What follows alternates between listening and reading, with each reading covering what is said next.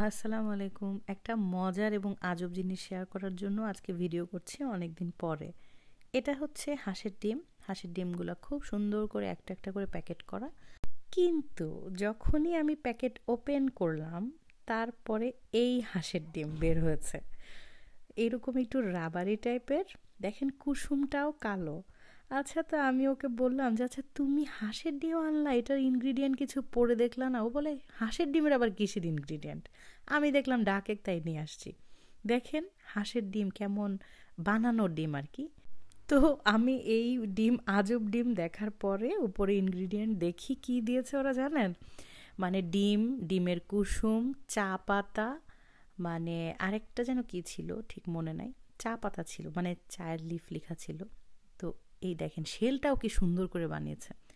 তো আমি ওরে বললাম যে তুমি হাঁসের ডিম আনলা, একটু উপরে দেখলা না?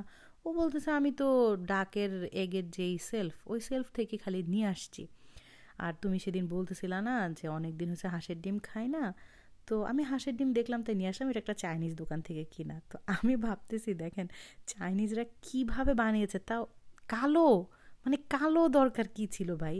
আর এটাকে বানানোরই বা কি দরকার? আমার কথা হচ্ছে হাঁসের ডিম ইজ হাঁসের ডিম, এটাকে ওই চা পাতা দাও এইটা সেটা করে এরকম কালো এরকম গন্ধ একটা ডিম বানানোর কি দরকার ছিল? আল্লাহ মাবুদ, কোথায় যাই! আমি তাই ভাবলাম একটু ভিডিও করে আপনাদের সাথে একটু দেখাই কে কে এমন আজব ডিম দেখেছেন।